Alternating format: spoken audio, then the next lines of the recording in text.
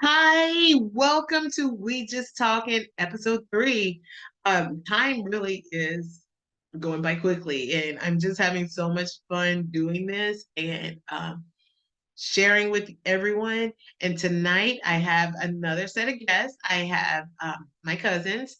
It is actually my granddaddy's nephew and his wife. And so I have Buford and Eural Evans. You will hear me call him brother. That is the name that everybody calls him, his nickname. So you will hear me referring to him as brother. So I have brother and Eural Evans on tonight. And they are going to share with us their journey. They grew up in the South. Eural grew up in Atlanta, Georgia. Brother grew up in my hometown in Scottsboro, Alabama. And they did both grow up during segregation and through segregation integration. Clearly, they lived a couple of years here and have gone through quite a few life experiences that are very interesting. And they have gained so much wisdom through it. And we get to hear their journey through life and even how their faith has really influenced their day-to-day life, how it influenced them growing up, how it influences them today. So I'm so excited. We're about to talk to them. So I would like to say welcome. So y'all help me welcome them on. All right, y'all. Welcome, Buford and Eural Evans to We Just Talking. And tonight, we're just talking about segregation in the deep, deep South. So, introduce yourself. Tell us a little bit about who you are, who y'all are. Okay. We are the Evans, Buford and Eural Evans. This is my husband of 30 some years, and we've been together, knowing each other for 40 some years. And the time that we grew up, we knew nothing about each other. We had no idea that he was his steps were being ordered by the Lord to come to Georgia. And when he came to Georgia, I had no idea that this man had trailed some of the same places, and we were doing some of the same things at the same time, not knowing each other. But we did have one thing in common. We had a desire to see and have a better future, especially for those that were coming on behind us. So yeah, we really got caught up with Dr. King and found out who he was and what he was about, and there we go. And I guess tonight we're just gonna get into it. And I like that how you said y'all were on the same path, and didn't know each other, and but y'all had such similarities that when y'all found each other, it just was like it clicked, right? Yeah, it clicked. And here we are 40 something years later. And it's still clicking. It's still clicking, praise the Lord. Yes, yes, yes. So as I was saying in the introduction, and as you were saying, so you grew up in Georgia, in Atlanta, right? Yes. Yes, and then brother, you grew up in Scottsboro. Correct. And so I guess let's start here and then we'll backtrack a little bit. But what year did you make it to Georgia? How'd you end up in Georgia where y'all met? Well, at first, I graduated from high school in '61. Mm-hmm. I went to Birmingham the same year, and I was there 2 years before I joined the service, which was 4 years in the military. And then I came back. Then I came to Georgia to go to school. Mm. So I came to Georgia in '67, right? Yes. And then when did y'all meet? Did y'all meet that same year? No. No? We did not. He was walking in his calling, and when he was on his way to college, I was just finishing high school. Mm-hmm. And we did not meet until 1970 something, where both of us were employed at the railroad. I had a friend of ours, a mutual friend of ours, that told I needed some work done on my home, and about this great contractor. Oh, okay, yeah. And she gave me his number, and I called him, and he came out to do this work on my home at the time. And it was just so surprising that we had never seen each other and never communicated. Yeah. At that time. But as I think back, I knew it was the Spirit of the Lord that brought us together, because my daughter was about 9 years old at the time that he worked on the house. Maybe, but yeah, maybe a little bit younger than that. So we came home, we pulled up in the driveway, and he was doing work on the roof. And that girl looked up at him. She'd never seen him before in her life. And she said, "Mama, that's a good man." That girl said, "Mama, that's a good man." I said, "How do you know him? You don't know anything about this man." Yes. And from that time, she reminds me, 40, 50 some years later, that she told me that was a good man. Like, I did not know he was involved in so much, but after we started dating and start our lives and the places we've been and the things that we've done, we were in some of the same places at the same time, doing some of the same thing, and didn't know each other. Really? Like in the same exact place? In the same places. Well, I wouldn't say exact, because he would be in Alabama doing his thing as far as participating with Dr. King, and in Atlanta. Yeah. And but we were both involved. Yeah, on the same trajectory. Yeah, there you go. Yeah. I was like, it's crazy how things work out though. Like, because we all have our paths that we have to walk. But after we start actually communicating and having some deep conversations about each other, I started thinking, yeah, she may have, somebody spoke to her. Yeah, I mean, hey, you never know. You never know. She got a word. She got a word at a young age. Yes. So I guess let's backtrack a little bit, and let's talk about what it was like growing up in the Deep South. So before the decision was ever made, to march, because there was a lot of living that happened before the marching began, right? And so I guess if y'all want to share a little bit about kind of maybe your experiences that made you say, we want to go out and be a part of this.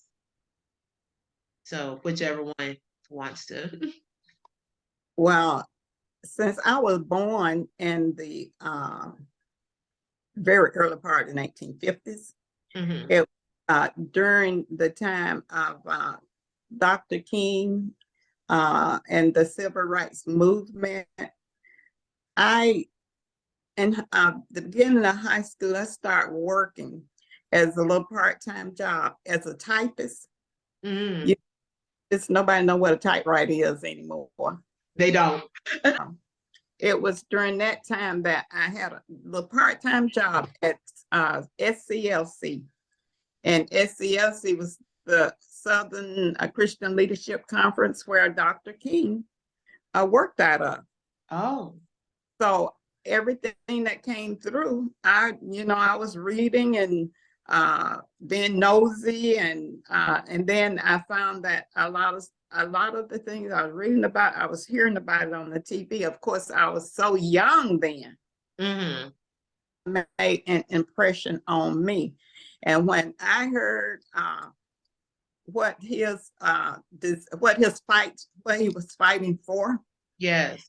and I could look around my surroundings and look around where what the Blacks were going through. It just opened up my eyes, and all of a sudden there was a fight there. Mm. Hey, he's fighting for a cause. Yes. And if this cause is gonna help my little people, it's gonna help us to be set free. Yeah. I'm ready and willing to get out of there. Because my parents were born in the country per se, about 60 miles outside of Atlanta. Mm-hmm. And coming up, we were how many generations from slavery? It wasn't that many. It was not that many. It was not that many because there was cotton that my parents picked. And when we were children, we wanted to go to the cotton field to pick cotton. We wanted to experience that same experience they had. So one Saturday, my dad got those of us that want to go, carried us to the cotton field. And you talking about somebody complaining, and we found out that was no place we wanted to be. I think we were out there maybe a good hour or two, and we we were introduced to those things that they had gone through. My mom out in the cotton field working with 4 or 5 kids, trying to take care of babies, and go home and trying to cook. No electricity, but cooking and trying to take care of hubby and kids and all that, and then had to go back to the field. So yeah, so for me to be able to look back and see and to have experienced some of that cotton picking cotton, yeah, if we could march to see a change, as they say, a change gonna come, yeah, I was ready.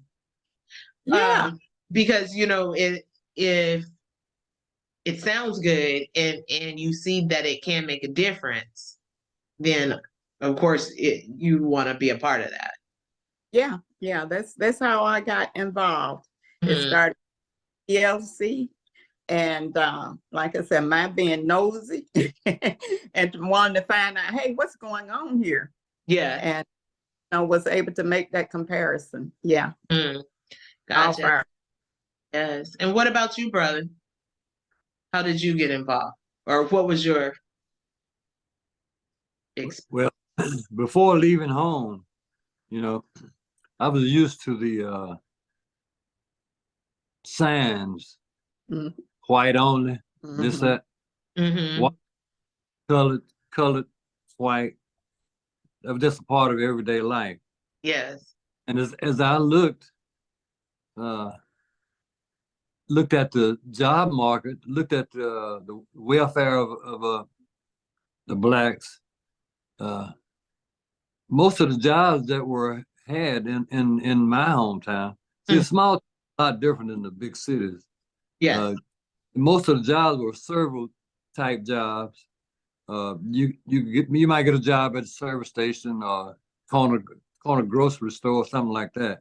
But my way out of that was to go to school, because my father, he was a cement mason, and he and my mother, they decided they didn't want. Well, I know my father didn't want me to go follow him into that construction, the hard work.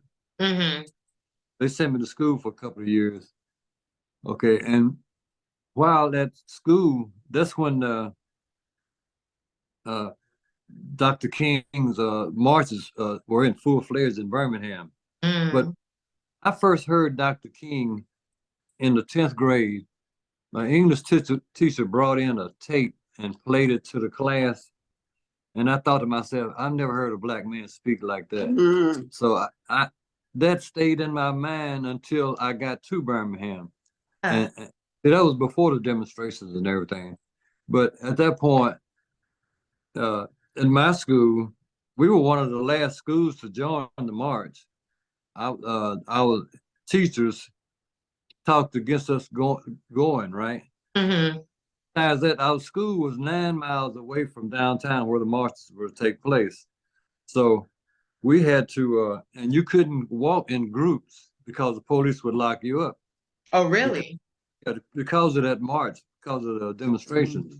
Mm-hmm. And so it was a 9 mile hike down to the demonstrations before you could even join, before you Mm-hmm. could get in with them. So uh, that was feeling bad at the fact that you look around and you say and you see every day kids are getting locked up. All the schools were joining in, and here you are, you're just sitting back watching watching it on the news.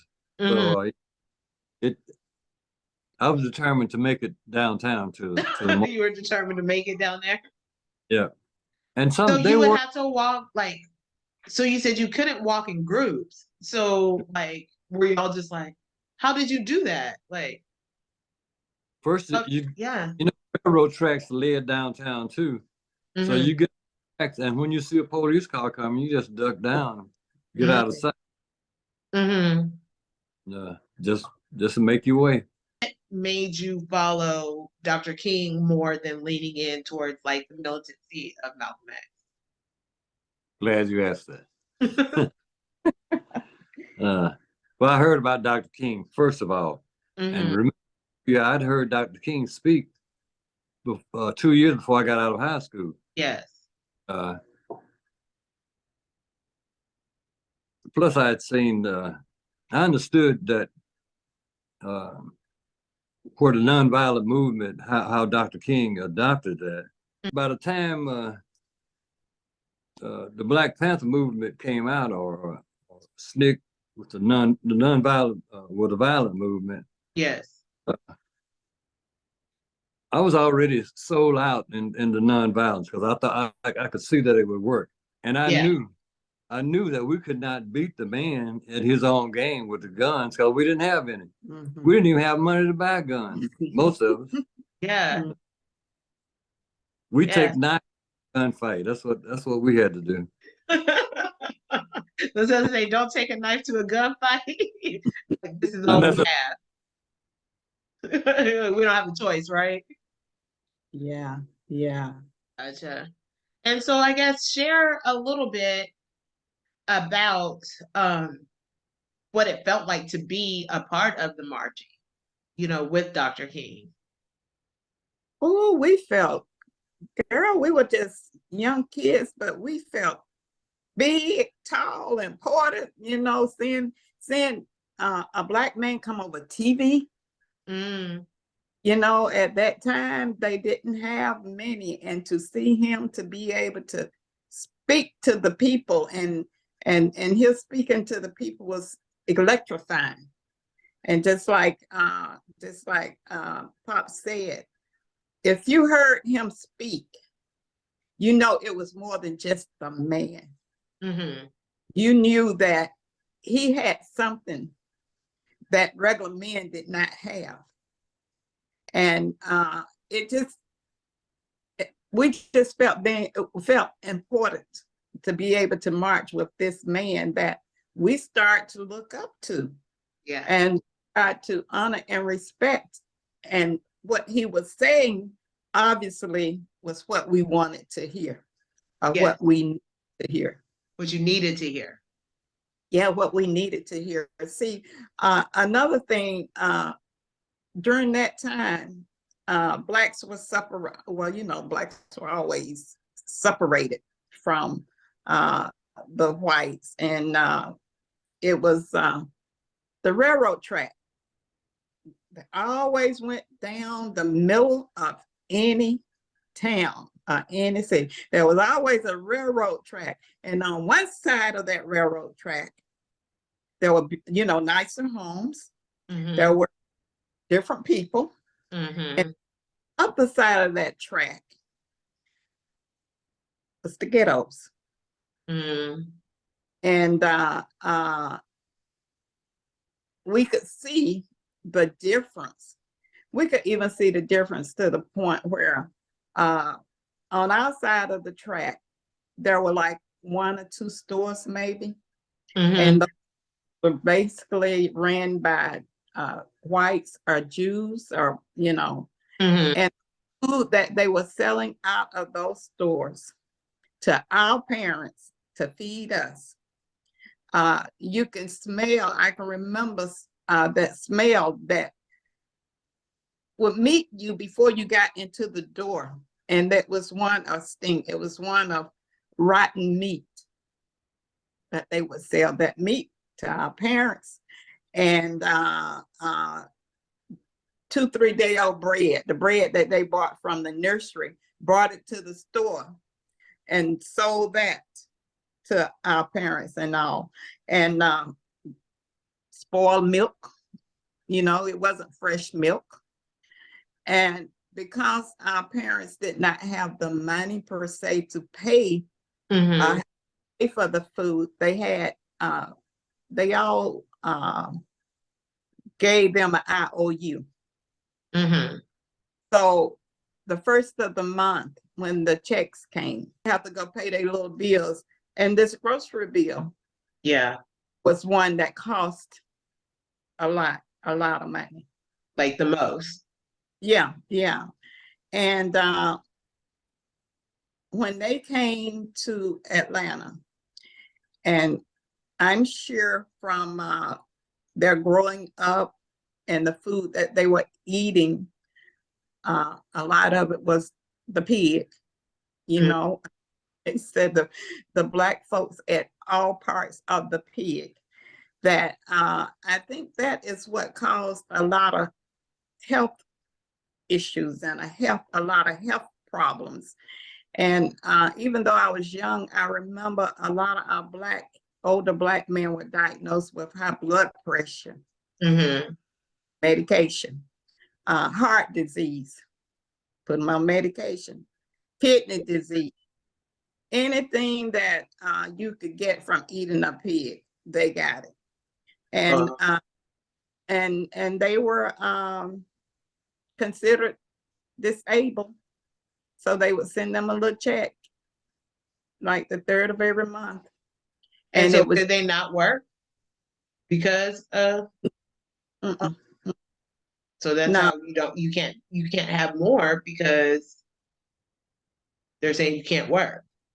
No, you can't. You couldn't work, and but that's why when we heard the voice of Dr. King saying there's a better life for those of us that want a better life, yeah, we were ready to follow him to find out how do we get out from under this bondage, because it was, they didn't realize the government was controlling them.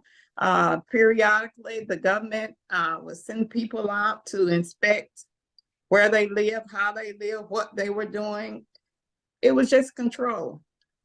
And, I think back on those many years, and God has brought us from a mighty long way. Yes, amen to that. Amen. When you said the railroad tracks, I know the tracks too.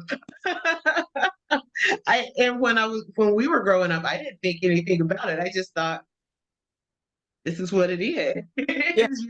I thought I guess it was normal for the time. It was normal for the time, but I just was like, well, this is where we live and this is where they live. Yeah. Didn't know anything different. So right. Everywhere. The tracks were everywhere. So yeah. And brother, so you said you started following because of the impression in 10th grade. So you heard it young too. And then going through school. So, and I think a lot of people kind of tend to feel like you all, that the nonviolent movement really did seem like it would get you further. because people, I think people listened a little bit closer to what Dr. King, and he did speak very well, you know, and being able to captivate an audience through that aspect. Now, Euro, you shared and that you didn't just march in Atlanta, but that y'all would ride buses to other places. Yeah, SCLC and uh, they will have buses to come and pick up the people to transport them. And the two places that I was transported to for the march was Washington, D.C. We were there but the original, yeah, when Dr. King spoke, and there were over 200,000 people that were transported there by buses. And I do remember they did tell us you didn't have to have any money because the expenses and everything were paid for. And like I said, I was only about 13, 14 years old. And I told my sisters, my older sister and a cousin, oh, we're going to DC and we're going to march and we're going to do this and do that. And you know what we did? We dressed up like we were going to church. We dressed the Sunday clothes and had on our heels and everything. And when we got there to the where the buses were departing from, we saw those people and how they were dressed. I said, we in for a rude awakening. Y'all were the only ones there in your Sunday best. No, it was a few other thought they were going to church. But can you imagine a ride from Atlanta to DC and buses were coming from everywhere. Mm.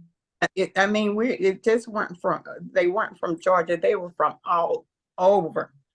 And like I said, there was so many people. Mm-hmm. So my thoughts were, these people too, if they're coming together, they want to change. Yes. And I really thought that before Dr. King left this earth, he was going to be able to see the change. We were going to be able to see the change. Mm-hmm. A change did come, but not the change we thought was going to come. From the marching and all that we were doing, we were able to see some changes in the jobs. Mm-hmm. Some of the people that lived in the ghettos and the hoods, they were able to move across the track to a better home. And as far as schools, we were because at that time you didn't go to school with nobody but us. You know, Yeah. it was two races. Either you were black or you were white. Yes. Races at that time. So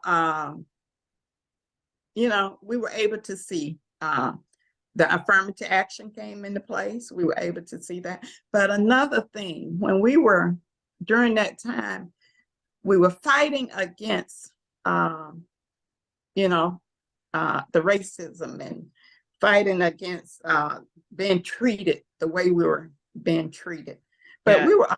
we were also having to deal with some of our own. And we did not have, we learned, are you familiar with the William Lynch theory? No, what is that? He was a man that he taught the Black people how to come against each other and dealt with racism from his theory was be yourself but hate yourself. No, he was from Europe, and he said that the white man here in America was as they were hanging the blacks, they were wasting good stock and labor. Mm-hmm. He said, I can show you a way to where you don't have to hang them. They'll self-check. You follow? They Yeah. will. So when he came here to show the for a fee, they paid him to show them how to break the black, and so that they would voluntarily work. They would work without worrying about them running out and so forth. So he Mm-hmm. gathered a bunch of the slaves together, and he took one, probably the strongest looking one. They tied him up, put him between two horses. They tarred and feathered him, and the two horses pulled him apart. And he said, now those mothers will remember this, and they will make sure that their sons don't get out of line. So you don't have to worry about that anymore. And that's basically what the Willis theory was about. Oh wow. And so wow. They they Because it's talk like they put the fear, like the fear of Fear. God into and them to say, well, if you step out of line, then this is gonna happen to you. Right. mhm. It just it's just terrible. I don't even have the words to like express what that could have felt like, you know? And then so you've already tortured this person so much, right? You've already tortured them by doing the tar and then throwing the feathers on them, but now you're ripping them in half and saying this is what's going to happen to you. Like, of course, everybody's going to be scared. Like, Yeah. Especially nobody's, mothers. yes. And they're going to tell their kids, don't do this, don't upset them, don't step out of line. Yeah. And, I think a little bit, so that set the fear into the mothers to tell their kids not to step out of line. But then you had other people kind of telling on each other and all that stuff. And that kind of, I think that mindset, the slave mentality, right? Yes. No other It way was to call it. The slave mentality still haunts us today. It still haunts us today. it does. And It it's hard to, and I always think like, when we don't support each other or we mhm. don't want to see each other do well, um, Right. that's what that is rooted in. And Mm, you know and we have to grow past that, like we have to grow past that and like be each other's biggest cheerleaders and biggest supporters and things like that, because otherwise that mentality is going to continue like generations to be there, and then we're always going to pull each other down. and I believe even to this day, we still have that mentality because that theory, even though later years they say it was a hawk, Mm-hmm. but uh, that theory where the darker skinned blacks were treated more like animals opposed to the lighter skinned blacks. Now, the lighter skinned blacks were able to work inside their homes Mm-hmm. and they had more pleasant jobs. But the darker skinned blacks always had to work outside in the Mm-hmm. field, Yeah. uh, doing all the dirty work. And that caused a lot of friction between even families. Yes. Yeah. Genetics are weird, and it's crazy um how that mentality has haunted us for so many years. And we often say so many years, right? We often talk about, well, it was just so long ago. But if we take one step back and look at the family tree, this is why it's still a part of us now. Why the mindset and the mentalities have not fully gone away is Mhm. because if we take a step back and look, then we can all pinpoint very easily who in our family lineage would have been a slave. Like I was telling you all, I did the ancestry.com, and so I look at my granddaddy. So granddaddy was born in 31. So his grandmother, which I think brother would have been your great grandmother, right? I think if I'm tracking right. So granddaddy's grandmother most definitely was a slave. She most definitely was born into slavery. And so, and I know there were family members that remembered her. There is a cousin, I feel like she lives in Fackler, I think is where it is called. Lives in Fackler. She might still be alive, she might not be, but like they remember America, who was granddaddy's grandmother, right? So they remember her. So it's like there are people that are still living who have direct connections with family members who were enslaved. So of course, some of the mindsets, some of the experiences, some of the feelings are still going to be alive and well because we're actually not that far separated from it. We're not as far separated as most people think that we are. And so that's how those mentalities can still be here today. Mm-hmm. That's exactly how. Yeah. Very. Yeah. And like it blew my mind when I did actually sit down and look at the family tree, the lineage, and see, well, dang, this wasn't that long ago. Really, it wasn't that long ago. A few generations. Yeah, just a couple generations for sure. And so y'all fully lived during segregation. So, and being in the South, it was very different than like some of the experiences like out of the deep South, right?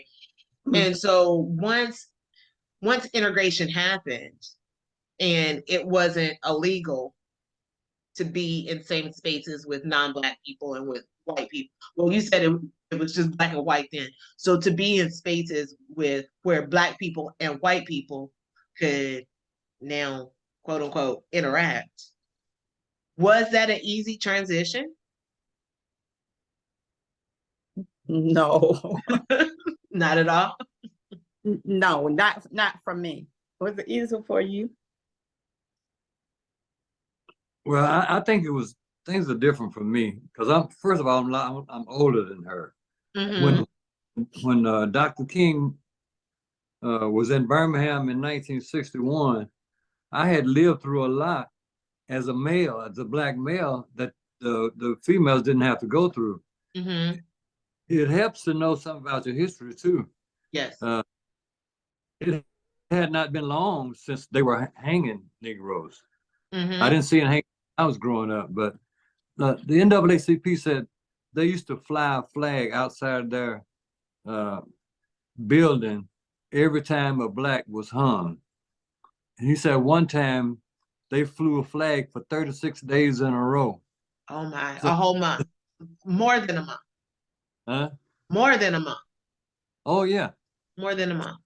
my parents and what they had to go through, some of their past, see what their past looked like. Uh, it gave me a deeper sense of uh, esprit de corps, if you would, for my race Mm-hmm. because of that.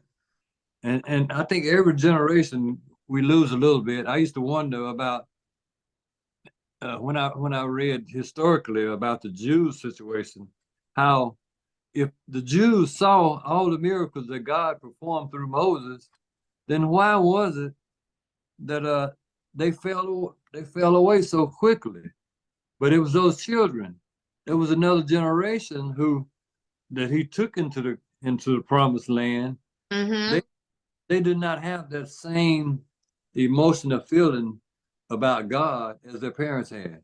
Mm-hmm. And, and I've thought that like, dang, they were right there. And then so then the further you get away from it, you don't have as tight of a of a hold on it. So I can understand, like, seeing that Black men were being hung and killed, like that would not be an easy transition to say, well, I can trust you because just because last month it wasn't, oh, it was not okay for us to interact, and now this month it is okay for us to interact, but have you changed? Like, why should I feel safe in your presence? And so I imagine it had to take a lot of time just to heal the wounds Yeah, that were left over. that's true. So Hmm. true. Yeah, like deep wounds. Because I mean, it's not like they just hurt your feelings. Like the people were getting hurt, people were getting killed, like just because they were Black. Yes, Hmm. yes, the color of your skin. Hmm. Yeah. Yeah. If you're there, then it becomes real to you. A lot of what we see today is there are a lot of people who are not concerned about history and what happened. I would imagine there are a lot of people who never even watch TV to celebrate the King holiday, Yeah. and they don't have the same emotion uh, as I would have, even though they see today Black Lives Matter. They see how police are Hmm. killing men especially, but it's, it's not. They don't have the same mentality that one or same emotion that one would have if you live through all Yes. this.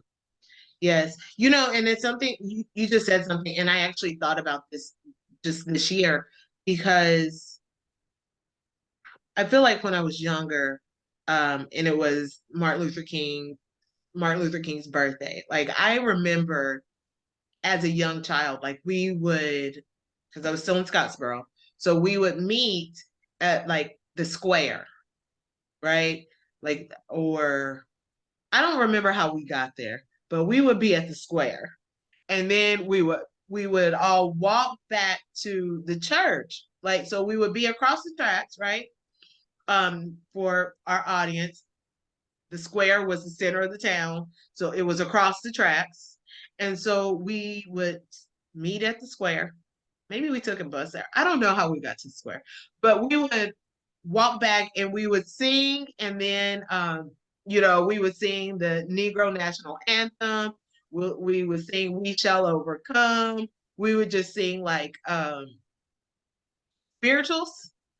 And then there was always the pastor, like the reverend there. I remember my Uncle Gary would be there. And they would speak. And then we would walk from downtown, or not downtown, whatever, we walk from the square all the way back to the church. So across the tracks, and we would sing and they would speak the whole way. And um, I was just thinking the other day, I'm like, do people still do these type of things? Like, I don't know. I haven't seen anything like that in years. And it In just years. could be where I am. It just could be where I've been living, or, yeah, I guess. Or it could be that time has made it not matter as much. They have parades and things like that. Yeah. But I feel like the marching from the center of town, and to back to the church, and singing the songs keeps you kind of connected to the Right. Right. emotion of it. And sometimes things can just become like, oh well, this is just what we do, like a ritual or tradition or whatever, and then like it just becomes like repetitive, but the emotion connected to it kind of dissipates. So it's just like, oh, this is something that I'm supposed to do today just because.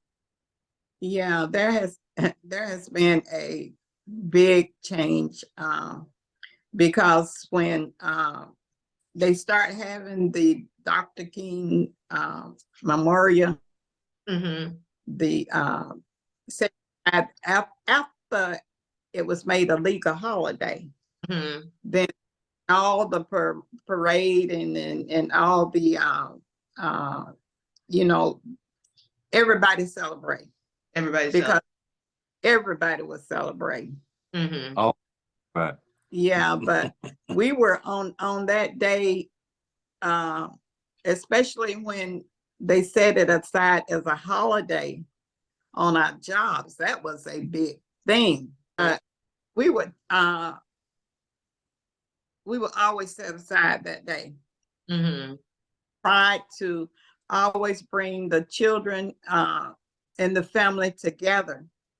And even if right here at home, we would have breakfast that morning and, you know, have some type of little devotion and something to remind them of why we were had that day off. And then we would watch the Celebration. celebration. And But it was personal to you all, though. Like, it was very personal because you were there. Y'all were in the spaces with him. mhm. So that made it even more personal. It made it even more a reason to celebrate this. And we got upset because the kids were not, you know, they were not as It's involved. interesting. So, Yeah. know why we are, celebrating this day. And so, time can heal wounds. Well, I don't know if it can heal wounds, but it can make them not hurt as much, maybe. And so, over the years, because y'all were so involved and y'all were marching for a purpose, that's kind of, we talked about that. Like, there was a clear purpose for you all to say, yes, we're getting involved with this, right? And so, did you ever think that, like, y'all said, we did our due diligence, we went out, we marched for this, and now we have the integration where everybody, quote unquote, has equal rights, right? It didn't happen overnight because you talked about jobs. Affirmative action is saying, well, you need to hire X amount of people, X amount of Black people to work here. The affirmative action, but it was still not easy, for Black people to find, I would say, good paying jobs. Like, I remember growing up where everybody, all the older women still were like, they cleaned the houses for the white people in town and took care of the kids, and that was their job. And they raised generations, not just a generation, but generations of family. But now, we see the opportunities. Everybody, can have a piece of the pie. Everybody can have a seat at the table. And then we had the Black Lives Movement. I had previously called it another civil rights movement, but I don't feel like that was the right thing to say because there wasn't the organization, that happened kind of when you all were doing it. There wasn't a clear leader like it was when you all were doing it. So it didn't get the weight behind it that it probably needed. But did you all ever think that you would see anything like this happen again? Let me address that. Yes. Speak just thinking about being in the marches. Mm-hmm. They were, that was real for me. The problems that I felt existed, the idea of not being able to get a job that would provide you with the necessity like food, clothing, and shelter, and how the housing had been a problem for many years.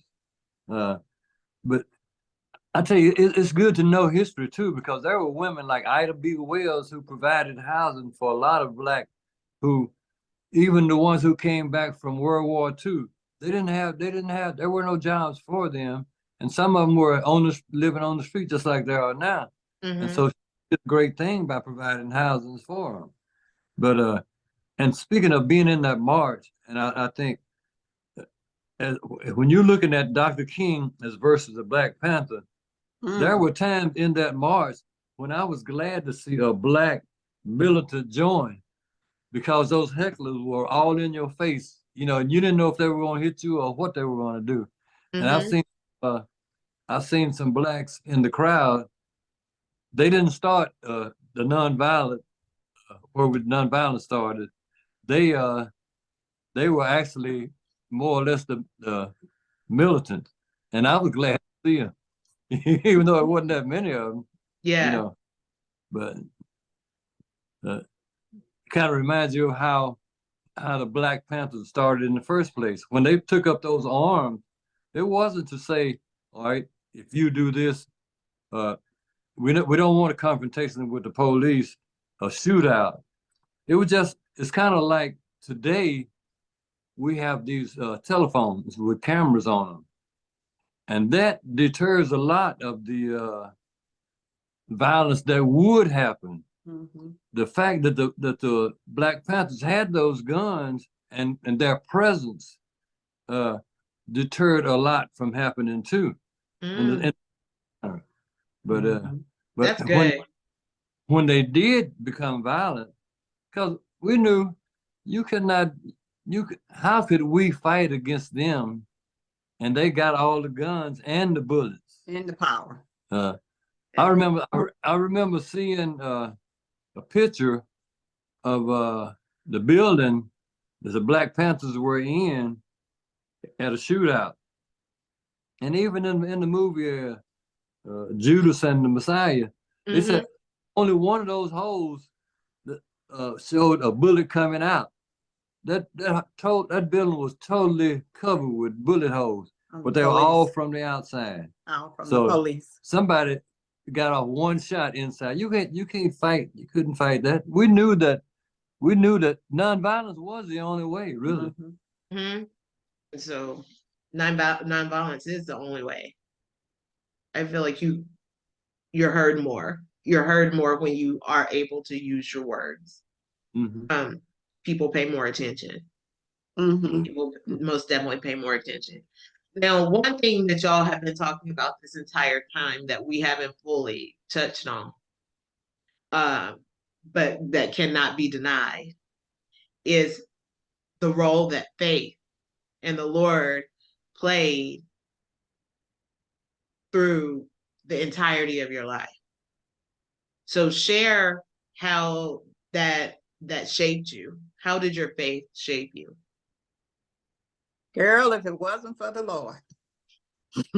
You heard that other song? If it wasn't the Lord on my side, if it wasn't for the Lord on our side, even then, where would we be now? What it says, where it said, faith is the substance of things that are hoped for, evidence of things not seen. Yes.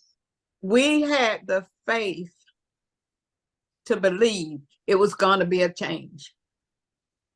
We had I think, seeing all that was taking place, it helped our faith to grow greater.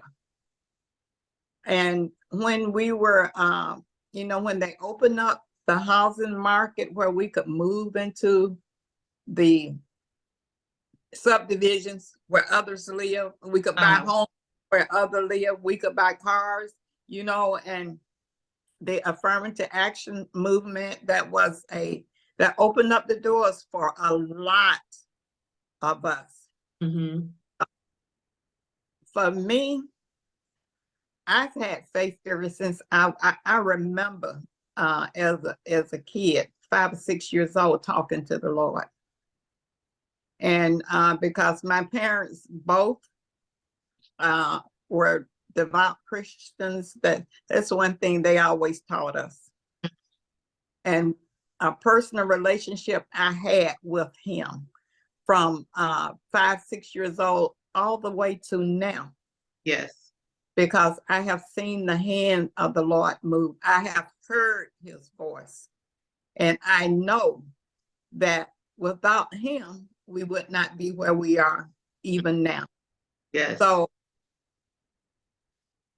without faith, where would we be? And without him, oh my God. Where would Thing we be? don't have to know, right? Oh my God. Yes. Oh man, ooh, give me chills. You asking, what do we see? There could be a difference. What you see now and what you saw then. Mm-hmm. Yes. Well, going through all of that, you don't quite see what you see as you become more experienced in life and you begin to see the handiwork of God. But in the beginning, I remember as a teenager walking down the street, looking up at the big white church and wondering, why do they hate us so much? Mm. Yeah. That we didn't have anything. Uh, they would finance you building a church, but that was about it. And and the debt. But Mm. why? And when I know thinking doing the marches and singing the song "We Shall Overcome One Day," that was the only hope I could hold on to. I didn't truly.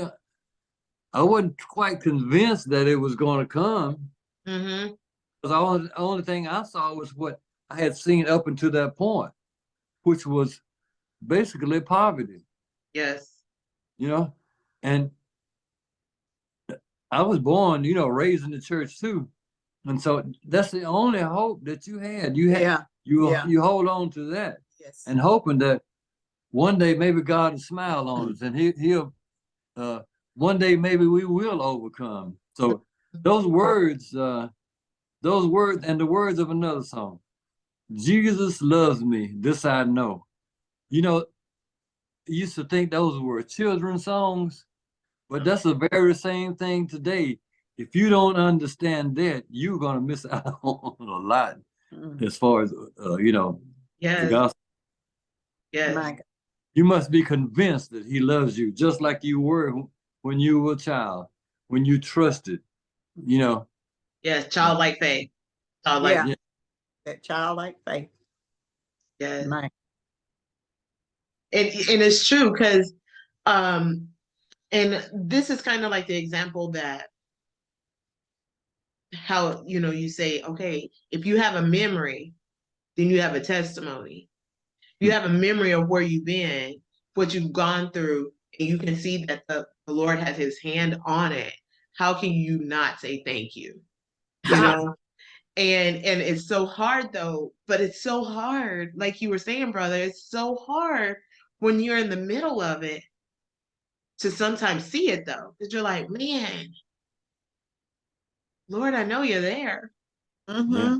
But how much longer how much longer do I have to stay in the middle of this? Lord, come through, Yes. come Yes. through. One song Dr. King we sang was "How long?" He said, "Not long." How long? Not long. Yes, yes, but sometimes not long can feel like a long time. Yeah, but his timing is not our timing. It is not. It is not. And so it's just the perseverance that you have to have during it, and just Amen. just hanging on to that faith to know that the Lord, he didn't promise us that it was going to be easy, but he did promise that he wouldn't leave us, that he was going to be there with us through it. and Amen. and I Amen. think y'all's story is a great testimony of that, from like what you all experienced growing up that was similar, different but similar, the roads that you walked that were different but similar, and like the Lord was just orchestrating it, for brother to find you, because Yes. the man has to find the woman, and then he finds a good thing. So Oh, yeah. So like his hand was over it all, and he protected y'all because y'all were in some situations that you probably were not that were probably not always the safest of situations. And Walk in the valley of the shadow of death.